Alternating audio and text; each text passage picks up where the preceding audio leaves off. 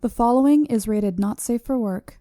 It contains strong language, adult situations, and lots of spoilers. Discretion is advised. In the criminal justice system, cinematic-based offenses are considered especially heinous. The dedicated attorneys who investigate these villainous films are members of an elite squad known as the Reels of Justice. These are their stories.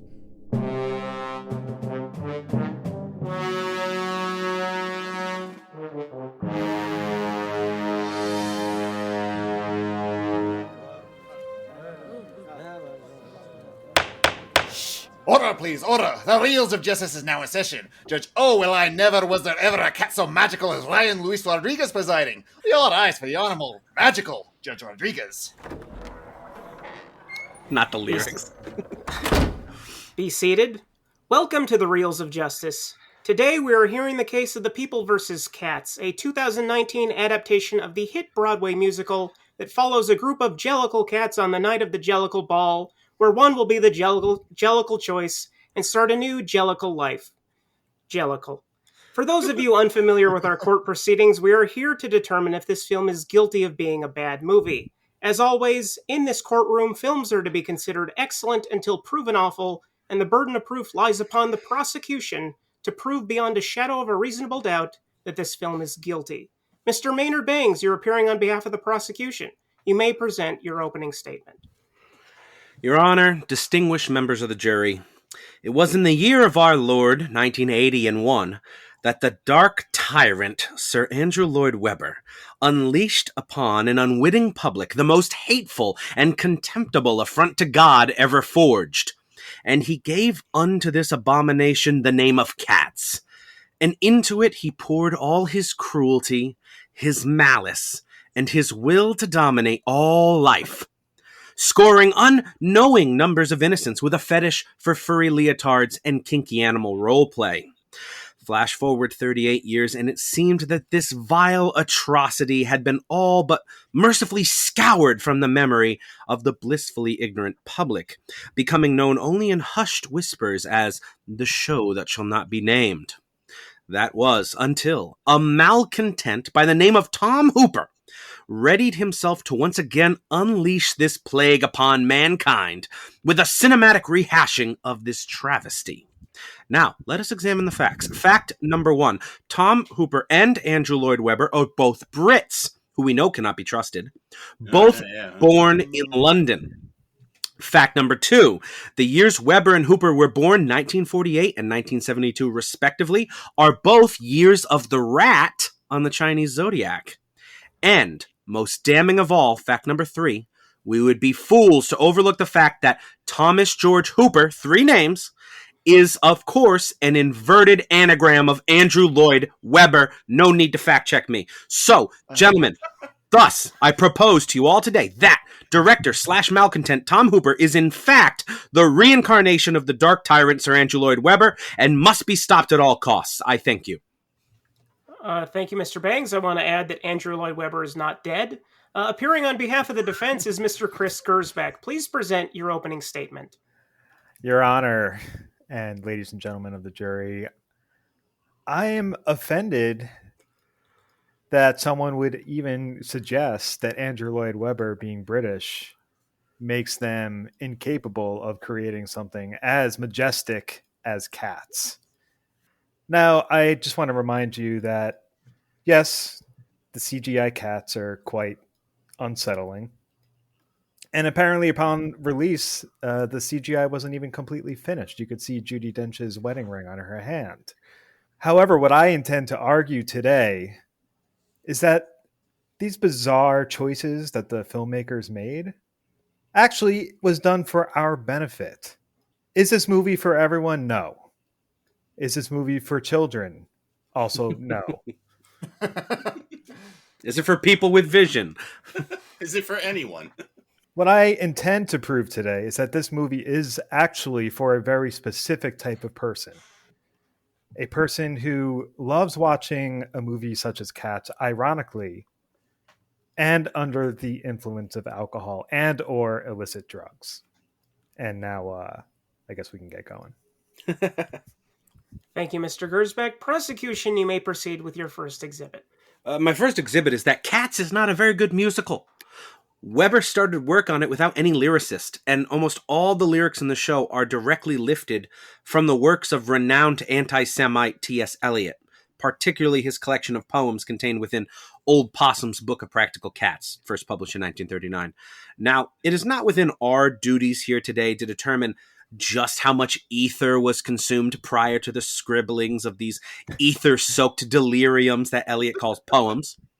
I bring it up merely to demonstrate that, for the most part, the lyrics of this show were written some 42 years before the music was ever written. So, largely, Weber is trying to write music around some pre-existing gibberish, and because of this, the songs feel very stilted. The music is forced around pre-existing meter, rather than being able to come up with a meter all its own.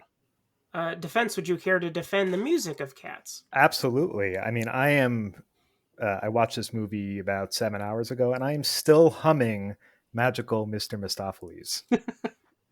And I ask you, ladies and gentlemen of the jury, are you also still humming Magical Mr. Mistopheles and or Memory?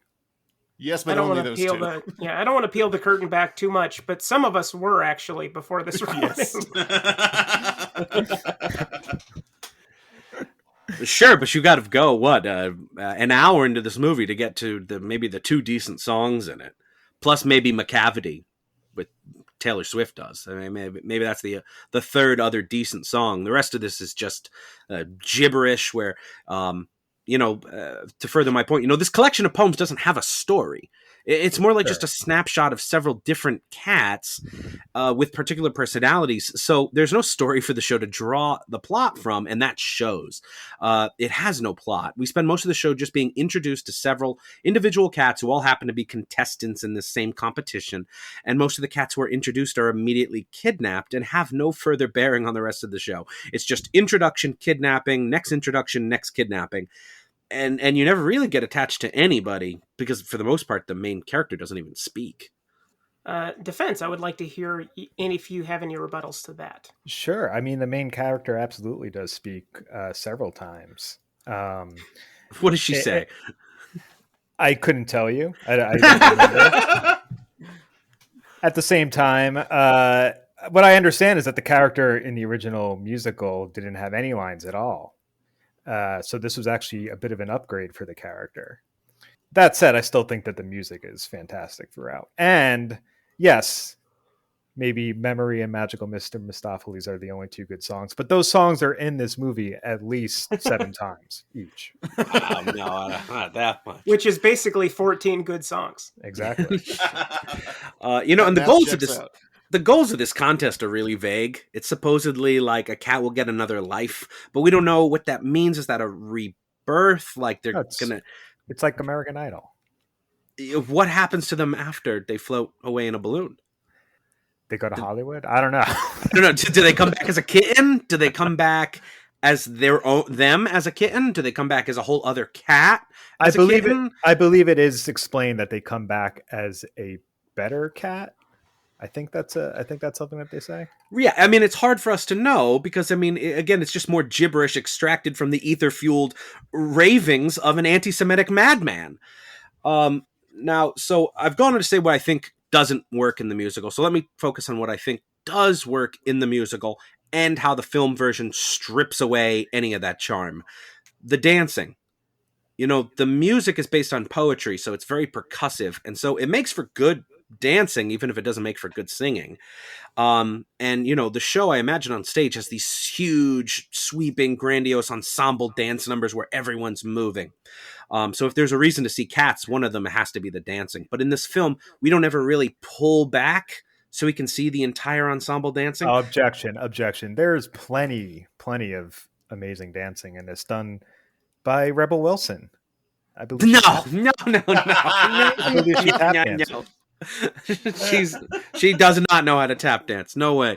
But in like some of the big Jellicle ball sequence, which should be this huge sweeping dance number, we do a lot of close-ups on the main characters' faces, and we can't see their feet or their bodies, and we can't see the people around them. It's like the director had tunnel vision.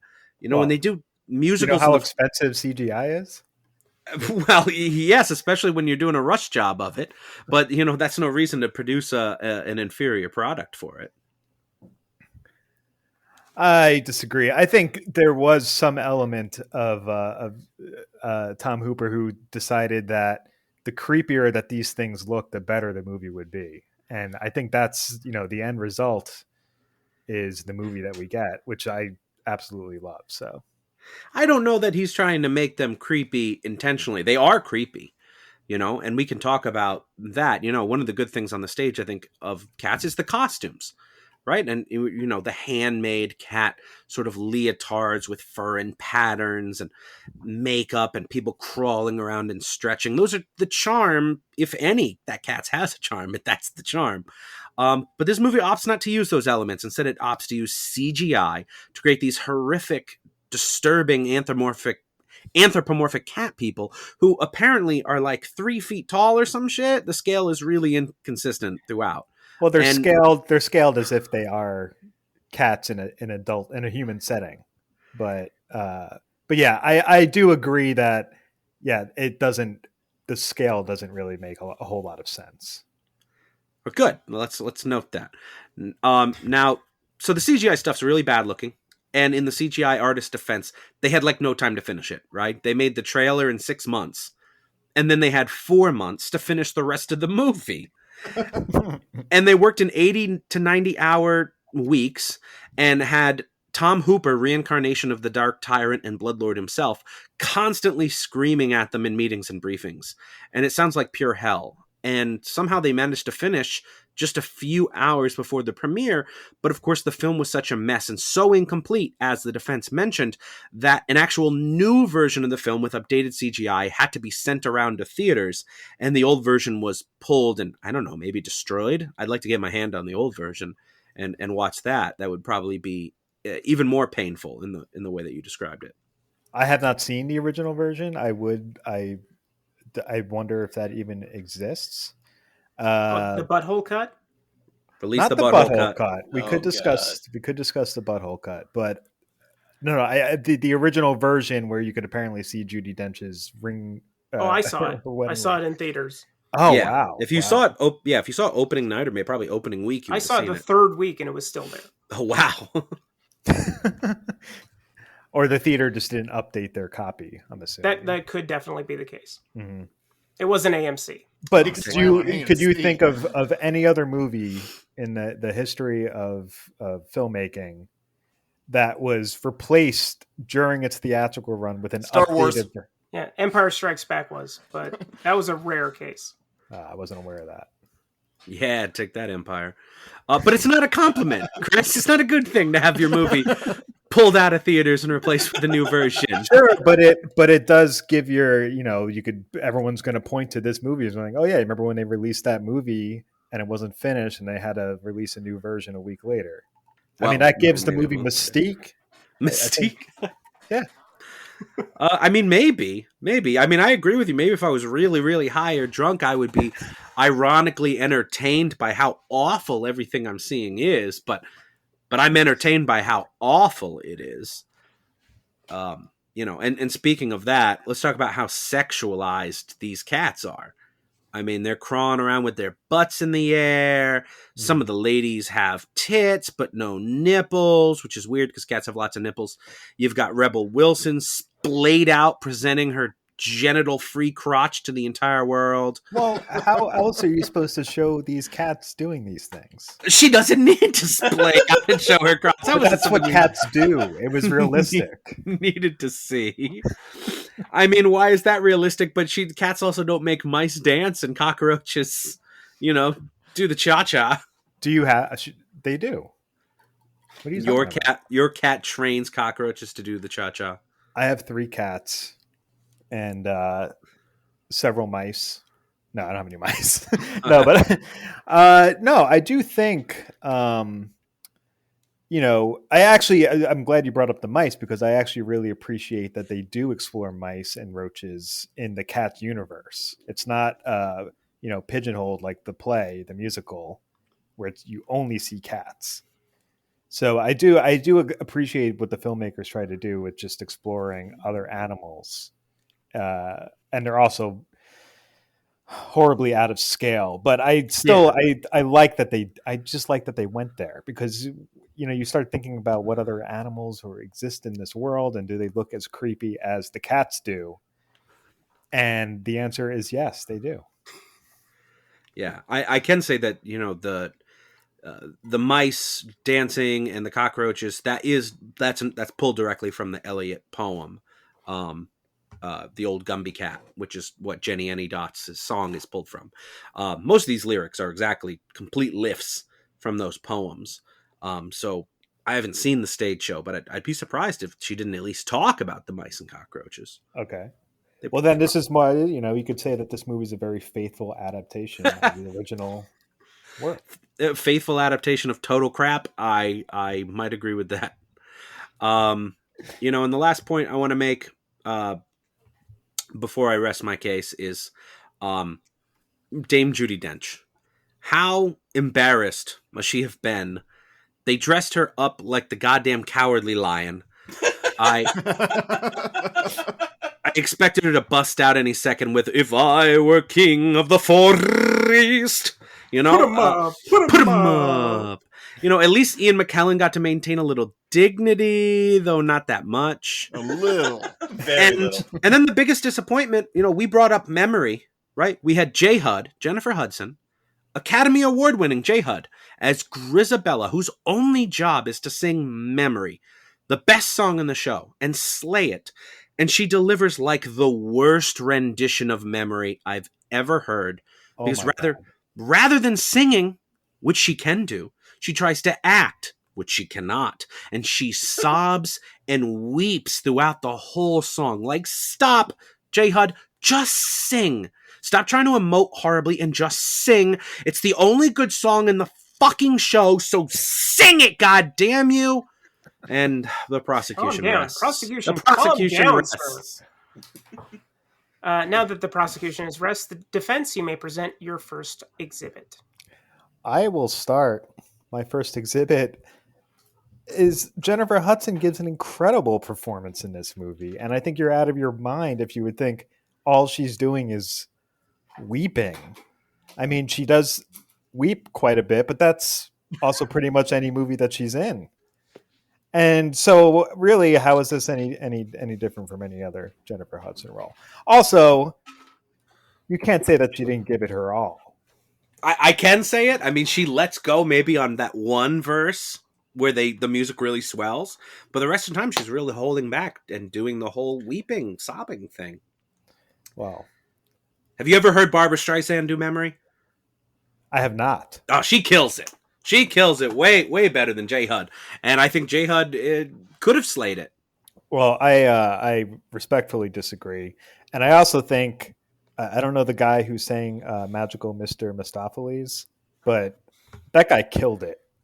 And that is also just an incredible song as well. It's Laurie Davidson. Laurie Davidson.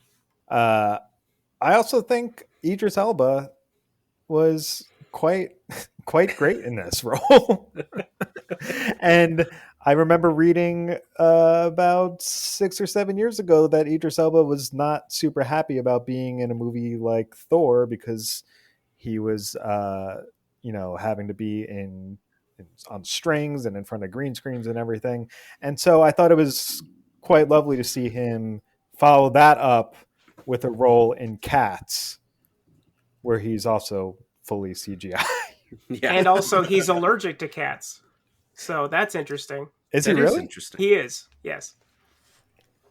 I mean, I think they did a little less CGI in him because he's in like a coat and hat half the time. Sure. So he was probably... I also want to point out that Idris Elba also does say meow in this movie. And I believe it's the only meow in the entire film. Well, What do you got for that, prosecution? I'm good with Idris meowing. That's not really... Got a meow count over there? That's not one of the problems I had with the film, really. Well, I love the problems exactly. with it, but not that. Has a movie ever been made worse because Idris Elba was in it? And No. Exactly. No. Exactly. But I can't say the same for Rebel Wilson. Well, I don't know. I just think that they did at some point set out to make this movie just as trippy as possible, and I remember reading like when this movie first came out that people were actually taking mushrooms and going to see this movie, and I can't think of another movie that has been held in that regard since I don't know, Yellow Submarine 2001. I took an edible, but that's not exactly mushrooms. No. Yeah, sure. I mean, if you didn't take an edible going into this movie, I'd be really concerned. I watched this movie stone cold sober, and I had a damn bad time. Yeah, I mean, people watching it, under the influence, they're not watching because they're enjoying it, right? They're watching it because the movie's so bad, and those drugs help to enhance that badness. It's as you said, it's ironic. They think the movie is so bad, it's entertaining, which means it's bad. But isn't that's a good reason to watch a movie if it's so bad that it's good? And I do think that this movie falls into that category. Of so bad it's good? Sure. Oh, well, then the jury may have to take that into consideration. It's definitely going to mean it's bad. I do think any movie that features James Corden in it, and he's slightly less insufferable than usual, I think that's a win for James Corden. You thought he was less insufferable? All his jokes were agonizingly cringy, and I don't know if he and Rebel Wilson were like improvising them or what. It wasn't Carpool Karaoke, and that's really all I know him from. So. Okay, well, that's fair. This is also a movie. I'm sorry? No, go ahead. I think this is also a movie. Those videos on YouTube where they show like a scene of a movie, but they take the music out. I think that this movie would be greatly improved if they just did that. That's just an aside. That's not in defense of the movie. I just think it would be really amazing to see that. Just a lot of tap dancing and hissing and stuff. Speaking of hissing, the hiss game is on point in this movie. Every hiss is very accurate. I think that they really took a lot of time to, learn how to hiss properly.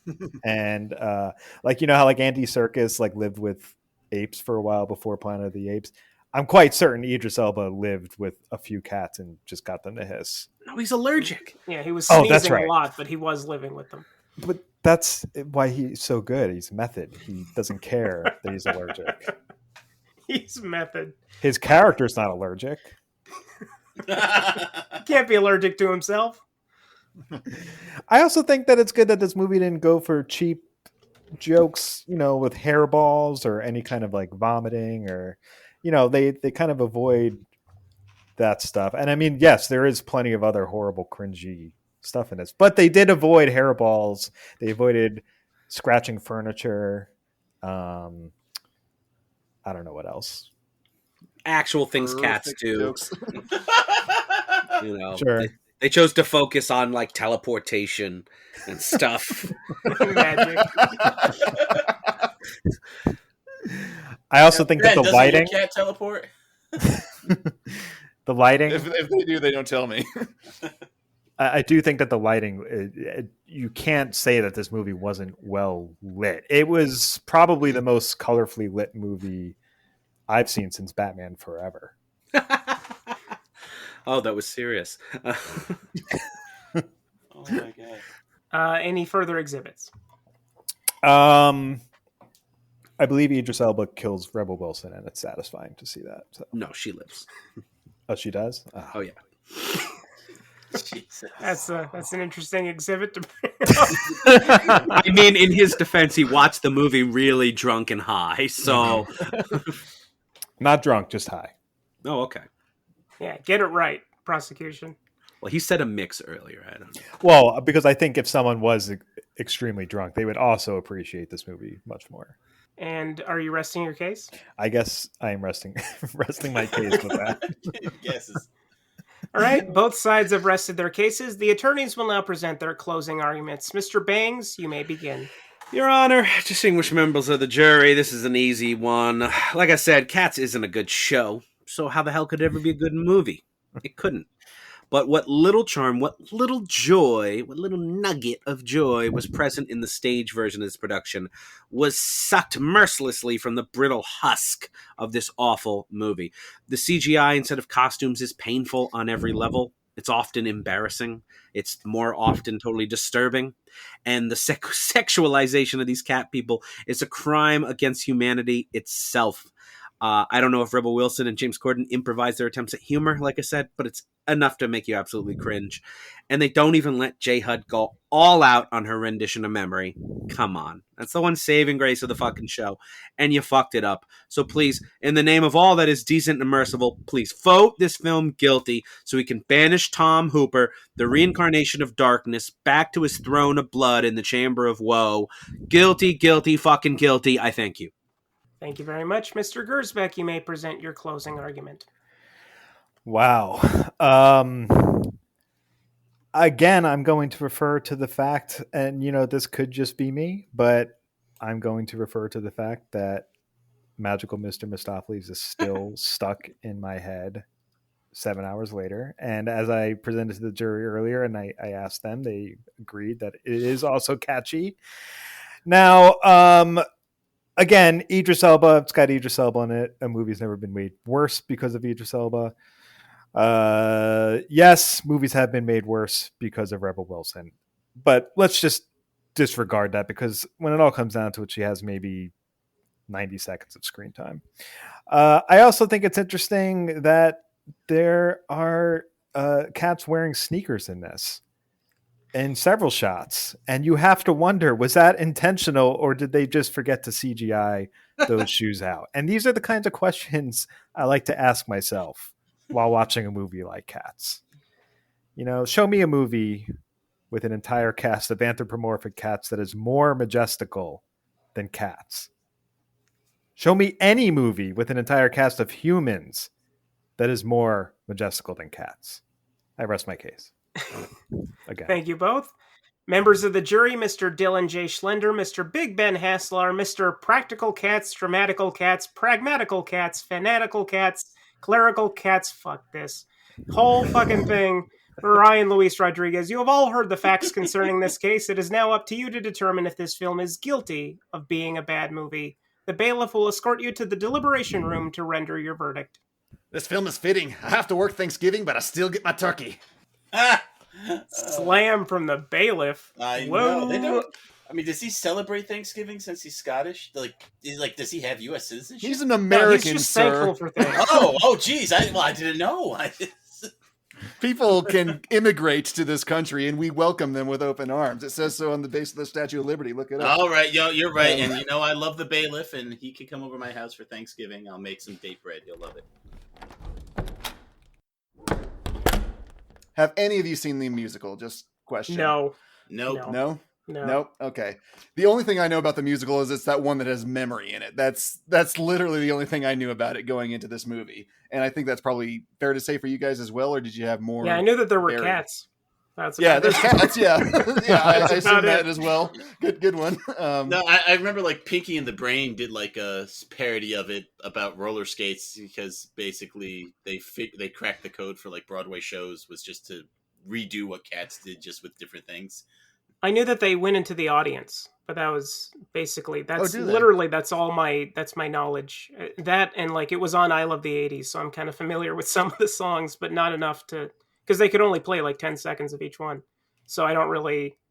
I really went into this thing kind of blind the first Memory time I saw and then cut. Man, last question. Yeah, go for it. Last question. Did any of you get the supplied edibles or mushrooms that the defense mentioned was required for enjoying the viewing? I brought my own. No, so you had it. I am a straight edge superstar. Yeah, same here. So I was watching this film, and it was the CGI naked bodies that just kept distracting me the whole film. And then I'd be like, oh wait, there's a scene going on. I have to focus. What's the point of this scene? Oh, it's just introducing a new kind of cat. Oh, okay. And then I'd be back to wondering about this naked body, if I'm supposed to be aroused or what their deal was. Easy. Jesus. Can we watch one movie without Ben wondering if he should be aroused or not? My God. Yeah, when you're a robot, it's kind of hard to Hey, tell. I'll say it. I'll go right out and say I was aroused. Okay, I All am right. now. Oh, I am It's now on the furry, record. So this is Well, this so is I the- already So have good to movie. say it. real thing. You're going not guilty based on that. Oh no, I'm going very guilty. I actually hate Oh. myself more because of it. So Oh, I will say Taylor Swift does look amazing with the fake boobs.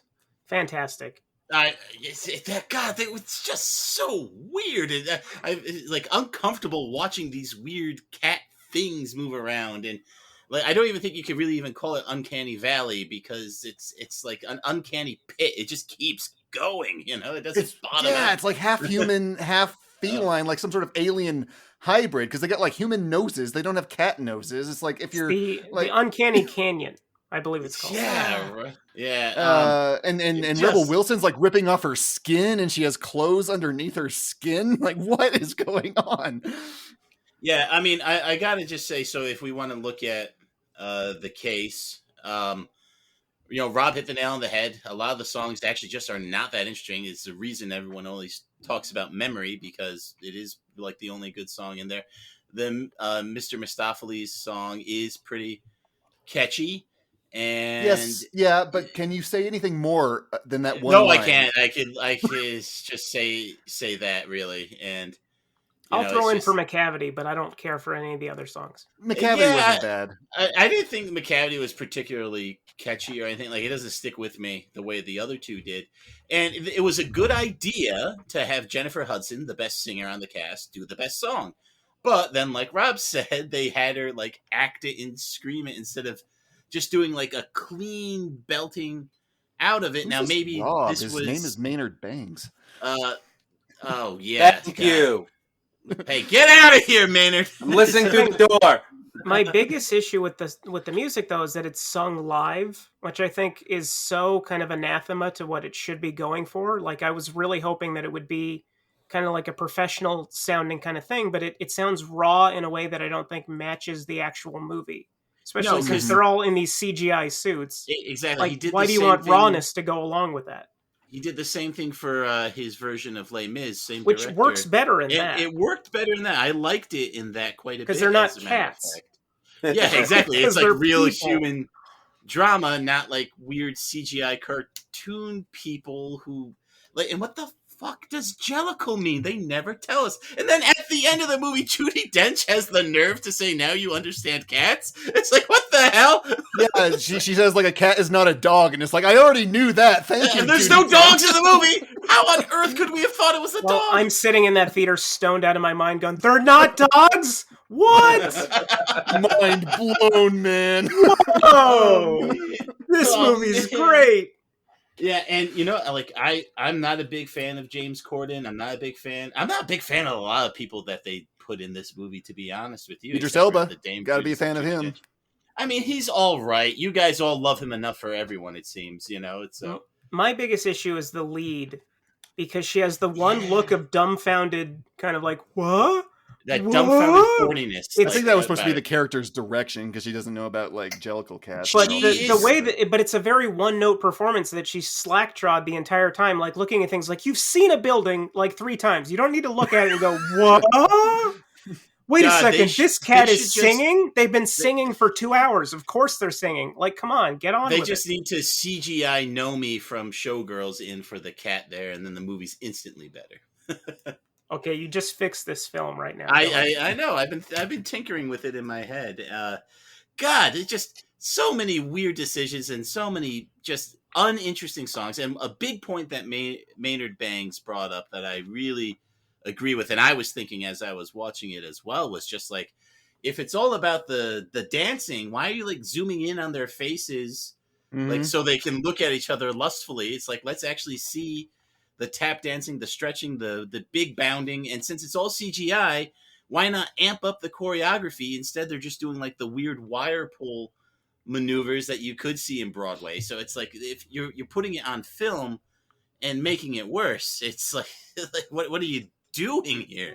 And this was Yeah, originally developed as an animated movie. And honestly, I think it would have worked better that way. It would've Yeah, looked a I lot think it better. could have been pretty good. It might have been better if they did like actual like cats, like CGI, like actual looking cats instead of. They like, just took cat videos humanoids. from YouTube and just made them sing. Yeah, that would be better. That would actually be better. Little CGI mouths on and they them. like put the soundtrack over top of it. Do it like a talking cat, where you just add the little mouth and just a little black hole that opens and closes. That'd be great. Oh my god. Yeah. Anyone want to lock anything down? Yeah, I'll lock I'm it still in. on the Guilty. fence. You're still on the fence. All right. What will it take to convince you, Mr. Schlender? $20. Guilty. I will say it's not as bad as I was led to believe going in. I was It's worse. kind of going in thinking like it's worse than The Room or something like that. I didn't find it that bad. Because I What did a find great myself metric. No, because What the a great room is metric, funny. Ben. What are you high saying? bar to clear What are if you ever there was saying one. here? But yeah, Mistopheles, good song. Memory was okay. And I wasn't bored. I was drawn into this weird thing before my eyes. So it's not the you worst wouldn't be thing ever bored made. if your That's body the was thing. covered I in was poison weird. ivy either. Like, You'd be if very I was active. bored. Yeah. It's rare that I'm on an edible watching a movie and bored, but I was actually bored. Yeah, I was- no, it's just kind of like they're trying to pull you along, but there's nothing to grab onto because they don't explain There's no plot, anything. yeah. There's just If nothing. they had a plot, there There's would have been a nothing lot fixed. It's cotton But candy. all on the way Broadway, you down, wouldn't is what I care would because say. you're like watching the dancing and like the props, I'm sure, and like set pieces moving in and out, and I'm sure that's all amazing. Yeah, it but in a probably has, film, like, we're all kind of used to that, so you kind of got to bring something else. I mean, because it's almost like, would you want to watch like Lock in your votes. a film Lock in your version vote. of like Cirque du Soleil where they're all CGI or something like that? It'd just be weird. But yeah, so come on, Ben, lock it in. The Guilty. movie rides or dies on you. It's guilty. Of course it is. So bad it's good. It's unfortunately not a defense, but Yeah, it's not the so worst thing ever. bad. It's good. Yeah. That's the key word there. So I'm not even bad. going that far. It's like so bad it's a curio. Like you have to watch it to understand how bizarre and crazy it is, maybe. But I'm not even saying so bad it's good. All right, let's tell that. I think he's handsome, Judge. Very handsome. Oh, thank you. Very handsome. Thanks. Lots a of lot. hair as of this recording. Well, he never shares his. He's got his hair combed over his face and on the bench there. There's a reason for that. Mr. Foreman, have you reached a verdict? We have, Your Honor. In the case of the people versus cats, we have indeed found the defendant guilty. Jellicle! The verdict is so rendered. I hereby order cats to be both spayed and declawed. Court is adjourned. I actually like the non-guilty one for that one better, but what are you going to do? You even bothered to write a non-guilty one? I did. I just wanted, because last time I didn't write one and then it ended up being not guilty and I felt really stupid, so I had to write one. This is Chumbly Timblewinks, reporting you from the Jellicle Theatre outside Reels of Justice. Maynard Bangs, would you care to share your Jellicle thoughts on the Jellicle jury's Jellicle verdict? Well, no surprise here. Even though I think people who are fans of this show don't like the movie, I appreciate the defense's point. Get real fucked up and watch this incredibly stupid movie and have a great time, but it's incredibly stupid, so fuck it. Thank you! And here comes Chris Gersbeck. And you just love saying Gersbeck. Excuse me, could we get a word on how you feel about the Jellicle verdict today? I think it's complete bullshit. Oh my! I intend to fight this on my YouTube page someday. And I don't think anyone will ever watch a movie as magical as Cats ever again. And that's on you for not appreciating it. On me? Oh, it doesn't matter. Thank you so very much. We had such a jellicle time, didn't we here? And now you understand the Reels of Justice. And that's all we have from the courthouse today. Back to the studio. The Riddler, ladies and gentlemen, the Riddler. Yes. The Riddler? Who knows? That's a Broadway cat. If I was in Cats, I would be... The Riddler is not a Chumbawinks, cat. Don't or you whatever dare call my him name a was. cat. No, Yeah, you'd be... pish posh. Yeah, Skimbleshanks. I like Skimbleshanks. That was Chris good. brought up a great point. I don't know if they were supposed to be wearing sneakers, but because some had clothes, and I also don't know who's making their clothes. The mouse slaves. I don't know. Like mouse people mice. dress up their cats on YouTube with hats and stuff. Maybe it's one of those. There's people only People. 2 humans in the entire movie, and it's at the very beginning when they toss a still alive cat in a sack into like an alleyway. Yeah. And they threw her away because she was in heat, which is obvious the rest of the movie. Painfully She obvious. wants to fuck everyone Yeah, she that sees. wasn't a dumbfounded look. She was, in heat. That's what we're seeing. She's even horny for James Corden. Who the hell is horny for James Corden? Well, James Corden is. Nobody. She was gonna jump on old Deuteronomy too. Like she was. Oh yeah. She wanted it all. Anyway, that's enough about cats. I hate cats. Chris, what's been going on with you? What's been keeping you busy, man? Just that movie was really, really hard to defend because it No, obviously yes. is Oh, yeah. absolutely You horrible. did to defend too. Right? Tell the people You didn't like did. dial yourself in on the Reels of Justice. You like went straight to crazy. It's I mean I think I have fond memories of this movie. I mean we don't have to keep talking about cats obviously, but because I think I first watched this like the first week everything got crazy and shut down and everything, and it was kind of like it was like a week into quarantine, and it was just like a really fun night of watching cats just completely stoned out of my mind That with sounds cool. my brother on the phone. Like it was just, I don't know. It's kind of like one of those things like, you grow up watching a movie like The Goonies and it kind of sticks with you. But then anyone who didn't experience it when they were kids, they don't really give a shit about that movie. I don't know if you guys have experienced that with other people at all. I've experienced that with the Goonies. Really? Princess Bride. Yeah.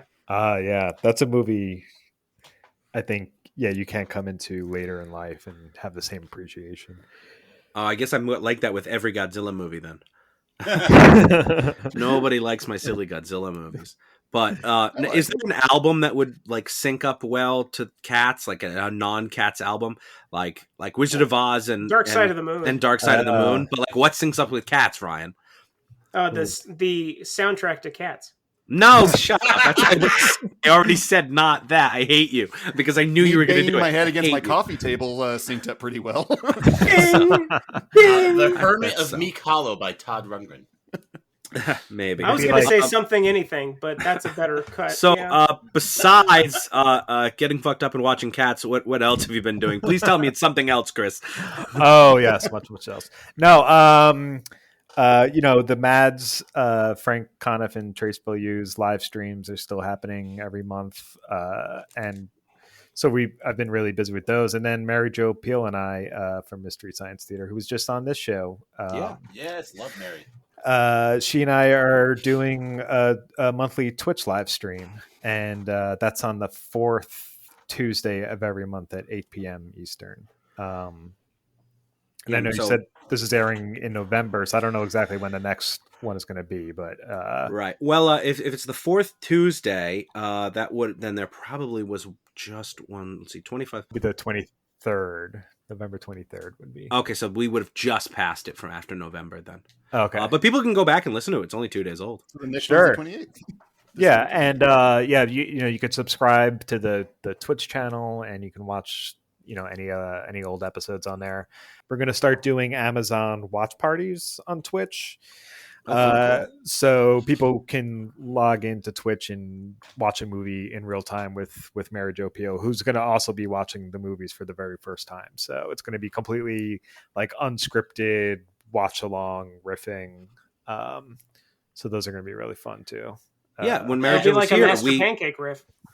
Yeah, she's I know. I think she's done a few of the Master Pancake. I don't know if she's done the live stream one. She has. You're saying, yeah. They're really. Twitch is pretty new to me, but it's like really. It's kind of great with a lot of the the extra features like watch parties and stuff like that on there. So we're both kind of like learning the platform together and figuring out all the fun things we can do with fans and stuff. Yeah, and the Mad Show's there the second Tuesday. Second Tuesday of every month. Yeah. So one will be coming up. That one's coming up next week. early December. Get your ticket now. I think I can say this. They're actually going to be riffing. They're going to do a new riff of Manos, The Hands of Fate. Nice. Oh, that's gonna be huge. Oh, gonna be tuning in. Oh, I Yes. hope, and I don't know if you got anything, but you got to get Jackie for We- the Jackie that's- Naaman Jones for the Q&A. That is the plan. Yeah. So, but yeah, I'm sure by the time this airs, it'll already be announced. That's not a Yeah. problem. If But, not, I'll contact you and be like, "Do you want me to keep that in or cut it?" Yeah. I'll do that. Yeah, we're gonna bleep it out. This is and the then ultimate. keep it. Yeah, we'll keep all our reactions. Whoa! They're gonna do bleep. I love bleep. Bleep is my favorite. I actually like when the Mads do a movie that's been done by MST3K and Riff Tracks too, especially because then you've got 3 different versions of the one film you can watch. Like Right, every yeah. Christmas, I watch all the Santa Claus Conquers the Martians because the Mads didn't do it, but Cinematic Titanic did it. So But you've they got, did the second Santa Claus. yes, they did Santa Claus versus the yeah, Devil. we did Santa Claus. We've suggested doing Santa Claus Conquers Trace the won't Martians. watch it. Yeah, Trace would never do He that. refuses. He He refuses just to watch it ever absolutely hates again. it. Good Which is man. Poor what guy. Poor guy's been traumatized by that film. Which is what he also said about Manos, but I think Frank and I finally convinced him to do it. So it's going to be it's really special that that we're going to be doing that one. I remember in Cinematic Titanic when they tell Trace he's got to watch He Santa runs Claus away. Conquers the Martians, and he runs down the hallway and has to be dragged back. And that wasn't scripted. Yeah, he's I think that's what works about the Mad so well is like the movies that we do pick, and it's not all the time, but they, Trace and Frank have an appreciation for it, and that, it shows in the riffing. And so it's like, yeah, the movies that like Santa Claus Conquers the Mars, like we don't want to put Trace through the ringer really and make him like absolutely As if hate there You aren't You gotta other give bad him like movies out Leonard there for Lenda you to type do. stuff. right. Yeah, exactly. I think we did Phantom from Space, which is a really, really just boring sci-fi movie a few months ago, and that one almost broke Trace. So we try to make sure that the movies, are somewhat watchable. Yeah, Must be tough having standards in that position, right? Well, it's really hard with like public domain stuff because there's really not that much. Like we really have to comb through it, and actually, like a lot of people send us movies now, so we kind of just keep a spreadsheet of everyone's suggestions, and then every month we all just kind of go through them and decide which ones to do. But there's really like not that many, so if people know of like really good public domain movies that might work, they can always email them to us. Well, they have a lot of those like 50 movies for $10 on a disc set. I'd assume most of those are public domain. Yeah, so start looking at gas stations and Right. find all those gas. It's lit, yeah. Yeah, no, I mean there are the other issue with using public domain stuff is you can't, like with Manos, we're gonna have to find like a non-special edition print of it because like those Yeah, that's prints, like I'm sure that the one Riff Tracks used was like cleaned up and everything. So like we couldn't use that. So we're gonna have to find Shout like, Factory cleaned that up. Like exactly. Could Can you Yeah. imagine being the guy who had to restore Manos? Like They were a big fan of. It's I mean, it was living. Synapse, and they really went all out and restored that thing. Yeah. They Yeah. No, I have lovingly the DVD. restored that thing. I have the DVD. I've seen Manos on Rift. Yeah. I've lived to tell the tale. But I was surprised that movie actually is in the public domain. It's just like certain prints of it Mhm. aren't. So, Yeah, that's a cheap thing around out of it, right? They can do even the movies that are public domain based on how long they've been released now, like the silent movies. They can go touch those back up, and then their copies, which are the only copies that are really watchable, right. aren't public domain anymore. Well, Sneaky, I mean, they did put money into it, so it's sneaky, kinda fair. Ryan, very sneaky, Just pick yourself up a copy of Adobe and start rotoscoping, man. Come on. sneaky. Now, Chris, I know you also do stand up and stuff around New York. That keeps you busy. I haven't in a while. Not just because of the pandemic. Like I stopped performing on stage like 3 years ago, just because I was. I mean, I don't know where all you guys are geographically, but like comedy in New York City is a fucking nightmare. Yep. I've been there. I've done it. And it's just like it's very competitive, but it's also just exhausting. Like if you're not doing 3 sets a night, like basically everyone in the industry is telling you you're not trying hard enough. So Yeah. I just got like so tired of like that grind, and and I do think if you want to actually make your career stand up, you do have to, really be dedicated to it and do it, as much as you possibly can. But I just couldn't handle it. And Ben, what they don't tell you too, it's 3 sets every night, but like one's in Queens, one's in Manhattan, Right. one's in Brooklyn. Like I've done it, and then I've gone to I've gone to Long Island after like a show starting at like 2:00. It had the most people though, and had like 80 people at 2 a.m.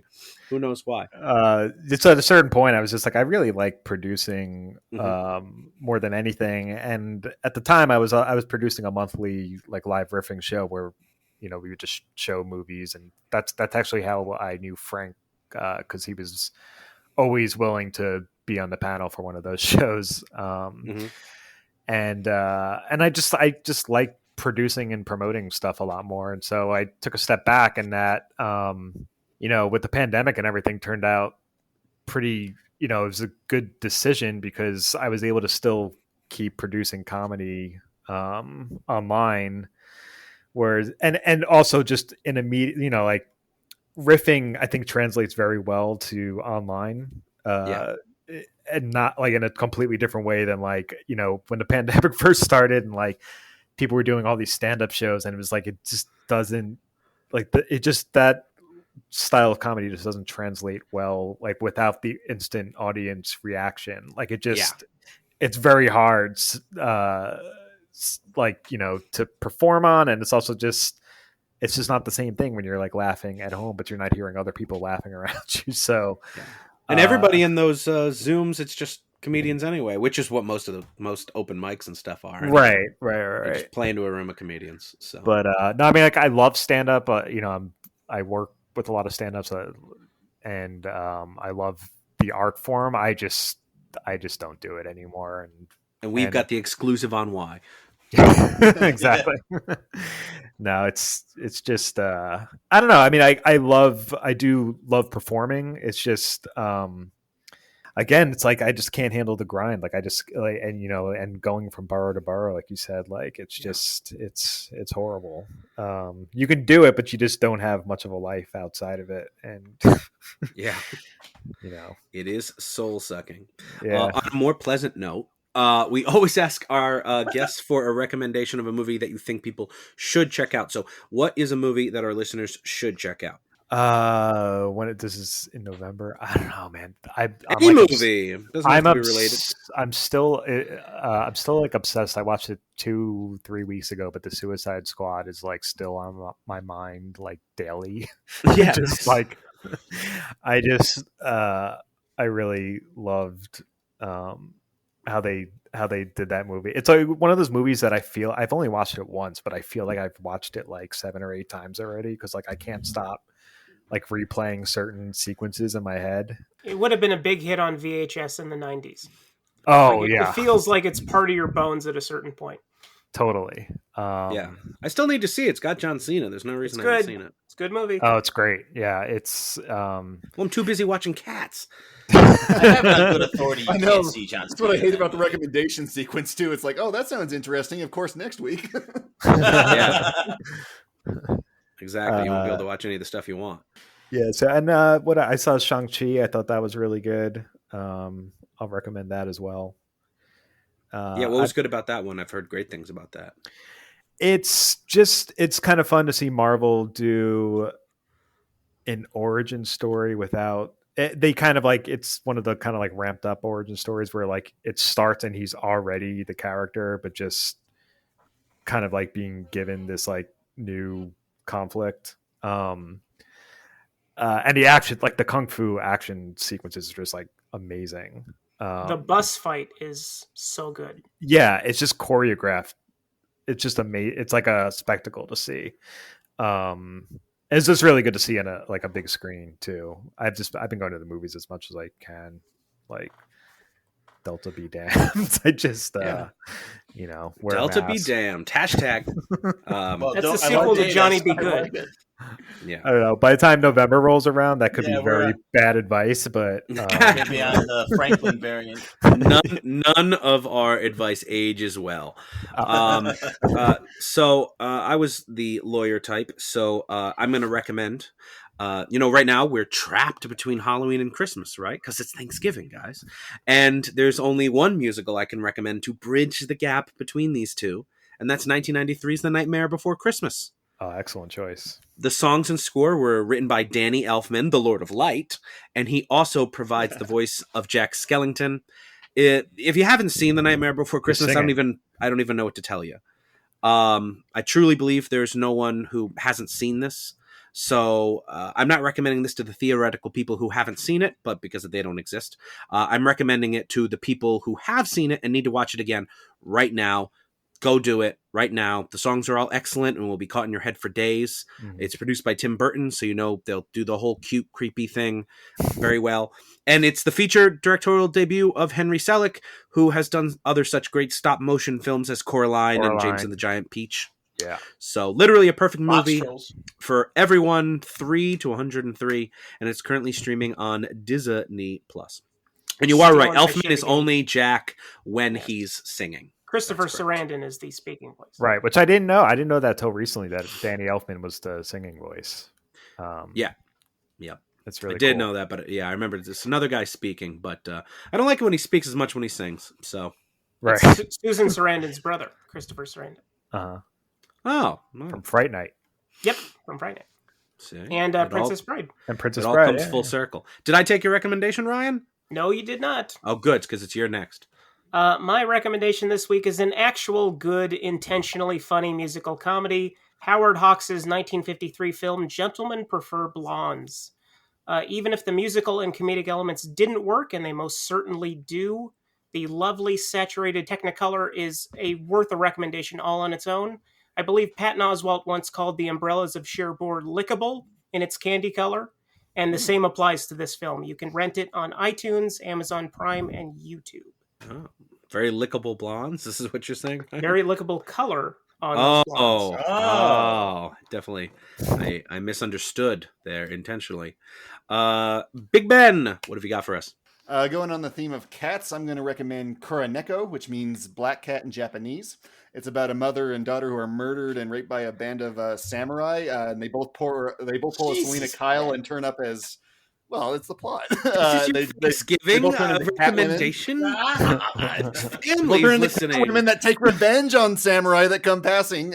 Come on. They get the revenge on him, but one of them had an old boyfriend who turns into a samurai, so then there's some conflict that comes from these ghost women trying to kill all the samurai passing through. So yeah, it's great. It's from 1968 and it's on Criterion. There's nothing bad on Criterion. I love that Criterion. you started Criterion. with a movie about cats and then immediately moved to the most depressing thing in the world. Yeah. What the hell is that about? You know Halloween's over and you don't have to recommend horror movies. A movie about cats. My parents were murdered yesterday, but hey, cats. Dylan, what have you got to bring us out of this wallowing pit of despair? Well, we watched Cats. I know. So the natural question arises, what of dogs? No, that's not. I believe it is. Greyhound is not only a type of dog, but a fantastic 2020 film starring Tom Hanks. Hanks plays the captain of a Fletcher-class destroyer that is escorting troops and cargo through Nazi U-boat-infested ocean waters. The action, the suspense, the movie has it all, and it's not stupid long. A very worthy entry into the canon of World War II films. And it's on Apple TV+. Tom Hanks is what, like 60 years old? He's playing like a 24-year-old? Allegedly. So actually, I watched this movie with my father, and apparently he had read like all the IMDb trivia, so he was pointing stuff out to me while the movie was going on. It was a lot of fun. Like father, like son. That's what you I know. do when we watch and, movies. And he was a sonarman, and so he was explaining how the sonar probably wouldn't work like that. I'm like, I got you, Dad. But it's a tremendous movie. Sonarman. Yes. Oh, I like it. Do your shtick, Schlenzo. My shtick? You mean as we start to wind things down here shtick, or my jimble jangle fat man cat voice? The first thing, the non-stupid I want the Riddler thing. to come back. Come back, Riddler. As we start to wind things down here, Damn it. we'd like to remind our listeners that if you leave us an iTunes review and send us a screenshot of it on either Twitter, Instagram, or Facebook with the hashtag ROJ-Reviews. You will be entered into an upcoming raffle for some really cool Reels of Justice swag. Yes! Yes. Why do you talk like that? I had a stroke! Oh, good. There's our Simpsons quote for the week. We have to get everybody gets one. They gotta get But yeah, people should totally leave us a review. So we'll read it on here if we check it out. And shouldn't people leave us a review, Chris? Wouldn't that be nice? Absolutely. 5 stars or 1 star, nothing in between. Yeah. Or just not the 1-star part. How about just the 5 stars, people? Yeah. I don't care if they're 1 stars. Tell us Come on, how why are you much so you stingy hate. with your stars? Give me your stars. Tell us how much you hate Dylan's voice, and not just the silly one he does either. So with that, we're all out of show for the week, but we'd like to thank our guest, Chris Gersbeck, so much for joining us. Thank you, Chris. Thanks for having me, guys. It was super fun. And we hope to have you back very soon. And of course, we're going to check out the upcoming live Mad Show, which will be on the 2nd Tuesday of December. And then all the way on the 4th Tuesday of December, we'll check out the new Mary Jo Peel show. But there's a new one we can check out on Twitch. We can go back and check that out too. So we hope everyone will join us again, as well as the Reels of Justice keep turning. Count it. Meow! Jellicle! Please follow us on Twitter at Reels of Justice, Instagram Reels of Justice, and Facebook.com/Reels of Justice.